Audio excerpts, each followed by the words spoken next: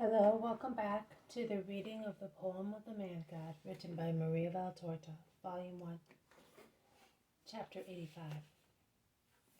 Jesus goes back to New Jerusalem and listens to Judas Iscariot in the temple, and then goes to Gethsemane. 22nd January 1945. Jesus is with Simon in Jerusalem. They make their way through a crowd of vendors and limp donkeys that look like a procession in the street. And while doing so, Jesus says, "Let us go up to the temple before going to Gethsemane. We will pray the Father in his house." "Only that, Master?" "Only that. I cannot stay. Tomorrow at dawn there is the meeting at the fish gate, and if the crowd should insist, how could I be free to go there? I want to see the other shepherds. I will send them as true shepherds throughout Palestine, that they may gather the sheep together, and the owner of the sheep may be known, at least by name, so that when I pronounce that name, they may know that I am the owner of the flock, and they may come to me to be caressed. It is sweet to have a master like you. The sheep will love you." "Yes, the sheep will, but not the billy goats. After seeing Jonah, we shall go to Nazareth, and then to Capernaum. Simon Peter and the others are suffering because of such a long absence. We will go to make them happy and to make ourselves happy. Also, the summer season induces us to do that. Night is made to rest, and those who prefer the knowledge of the truth to a rest are too few. Man, oh man, he forgets too easily that he has a soul, and he thinks of and worries only about his body.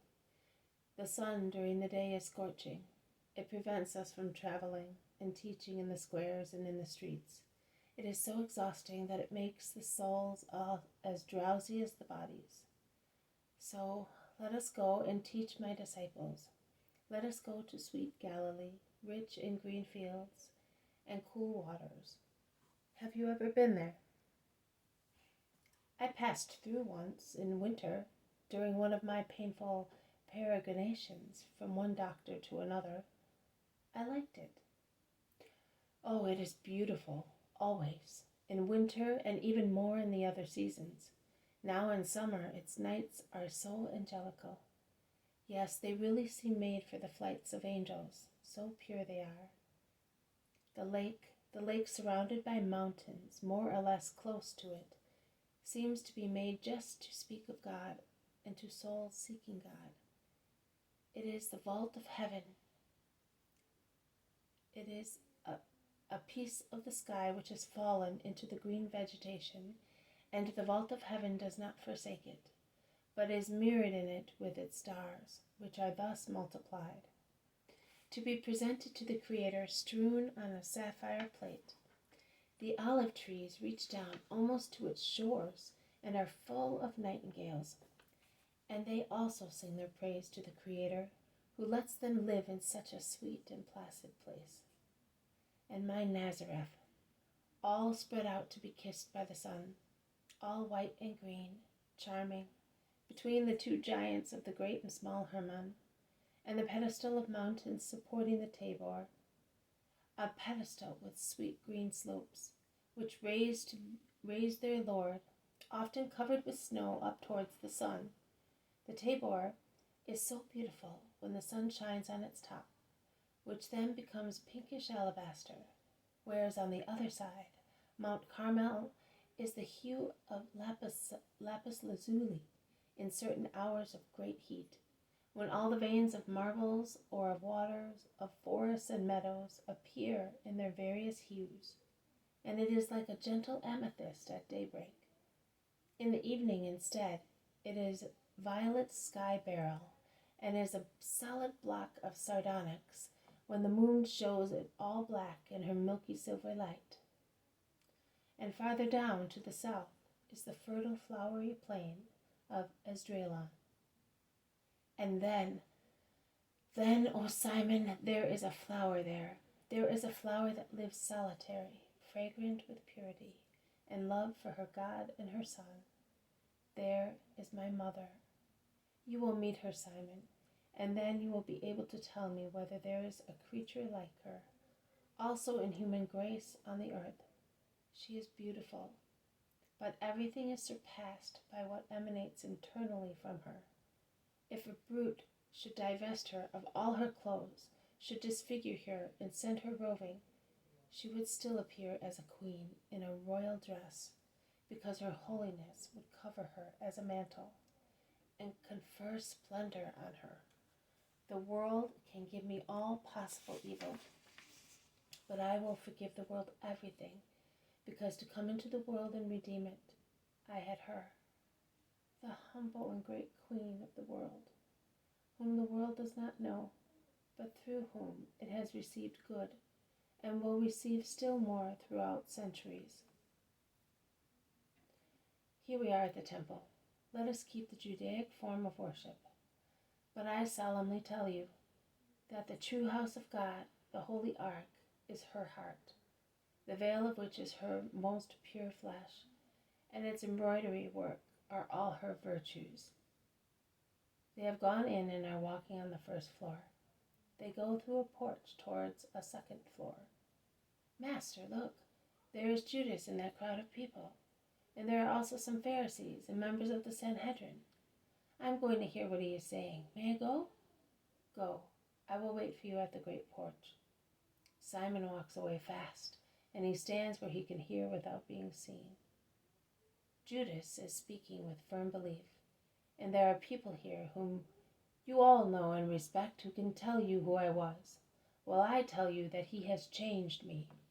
I am the first redeemed. Many amongst you venerate the Baptist.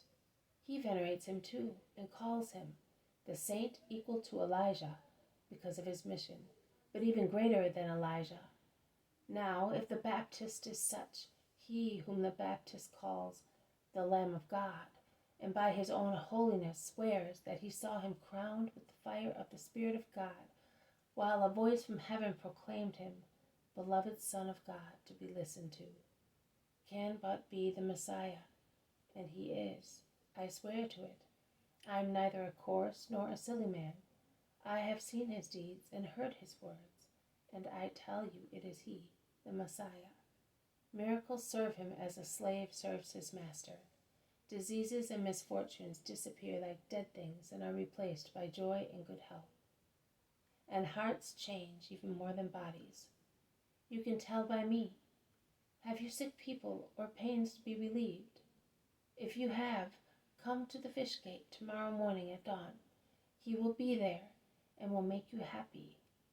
In the meantime, here, in his name, I give this help to the poor. And Judas hands out some coins to 2 cripples and 3 blind men, and then forces an old woman to accept the last ones. He then dismisses the crowd and remains with Joseph of Arimathea, Nicodemus, and 3 other people whom I do not know. Ah, now I feel well, exclaims Judas. I have nothing left. I am as he wants me to be. To tell you the truth, I don't recognize you any longer. I thought it was a joke, but I see that you are in earnest, exclaims Joseph. I am in earnest. Oh, I am the first not to recognize myself. I am still a filthy beast as compared to him, but I have already changed a lot. And will you no longer belong to the temple? Asks one of the unknown men. Oh no, I belong to Christ. Whoever approaches him can but love him, unless one is really wicked, and one wishes nothing else but him. Will he not come here any more? Of course he will, but not now. I would like to hear him. He has already spoken here, Nicodemus. I know, but I was with Gamaliel. I saw him, but I did not stop. What did Gamaliel say, Nicodemus? He said, some new prophet, nothing else. And did you not say to him what I told you, Joseph? You are his friend. I told him, but he replied, we already have the Baptist, and according to the doctrine of the scribes, there must be at least 100 years before this one and that one, to prepare the people for the coming of the King. I say that it will take less, he added, because the time is now complete. And he concluded, but I cannot admit that the Messiah should reveal himself thus. One day, I thought that the Messianic manifestation was about to begin, because his first ray was really a heavenly flash. But after, there was a great silence, and I think I was mistaken. Try and speak to him again. If Gamaliel were with us, and you with him. I would not advise that, objects one of the three unknown men. The Sanhedrin is powerful, and Annas rules over it cunningly and greedily. If your Messiah wants to live, I advise him to live in obscurity, unless he imposes himself with strength. But then there is Rome. If the Sanhedrin heard him, they would convert to Christ. Laugh the three strangers and say, Judas, we believed you had changed, but we thought that you were still intelligent. If what you say about him is true, how can you believe that the Sanhedrin would follow him? Come, Joseph. It is better for all of us. May God give you protection, Judas. You need it. And they go away. Judas remains alone with Nicodemus. Simon disappears and goes to the Master. Master, I accuse myself of a sin of slander, both in my words and with my heart. That man puzzles me. I thought he was almost an enemy of yours, but I heard him speak of you in a way that few amongst us do, particularly here where hatred might suppress first the disciple and then the Master. And I saw him give money to the poor, and try to persuade the members of the Sanhedrin. See, Simon? I'm glad that you saw him just then. You will tell the others when they accuse him. Let us bless the Lord for the joy you are giving me, because of your honesty in saying I have sinned, and on account of the work of the disciple whom you considered wicked, which he is not. They pray for a long time, then they go out. Did he not see you? No, I am sure. Do not say anything to him. He is a very weak soul. Praise would be like food given to a convalescent from a high temperature due to stomach trouble. It would make him worse, because he would boast of being noticed. And where pride enters, I will be quiet. Where are we going? To see John. At this hot hour of the day, he will be at the olive grove. They walk fast, moving when possible to shady spots in the streets, which are burning in the scorching sun. They cross the dusty suburb, and through the wall gate they go out into the dazzling country. They reach the olive grove and finally the house. In the kitchen, which is cool and dark because of the curtain at the door, there is John. He is dozing, and Jesus calls him, John. You? Master, I was expecting you this evening.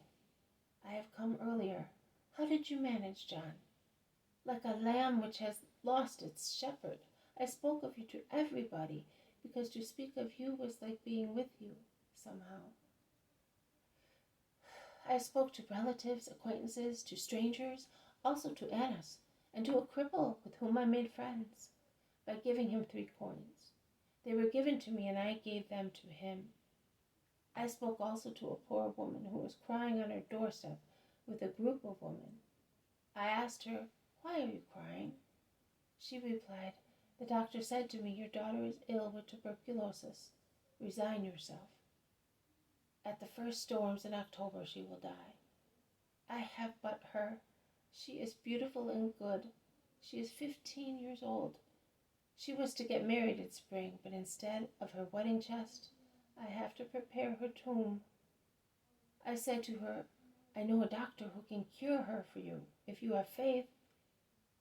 No one can cure her now. She has been visited by 3 doctors. She is already spitting blood. Mine, I said, is not a doctor like yours. He does not cure with medicines, but with his own power. He is the Messiah. A little old woman then said, Oh, believe, Eliza. I know a blind man who can now see because of him. And the mother then passed from distrust to hope. And she is waiting for you. Did I do the right thing? That's all I have done. You have done well. This evening we shall go to your friends. Have you seen Judas again? No, Master. He sent me some food and money which I gave to the poor. He sent word that I should use it because it was his own money. It is true, John. Tomorrow we are going towards Galilee. I am glad, Master. I am thinking of Simon Peter. Goodness knows how he is longing to see you. Shall we pass also by Nazareth? Yes, and we shall stop there waiting for Peter, Andrew, and your brother James. Oh, are we staying in Galilee? We will stay for some time. John is happy, and it all ends on his happiness. This has been a reading from the poem of the Man-God, written by Maria Valtorta, Volume 1, Chapter 85. Jesus goes back to Jerusalem and listens to Judas Iscariot in the temple, and then goes to Gethsemane. Thank you for listening. I will see you tomorrow. May God bless you, and may peace be with you.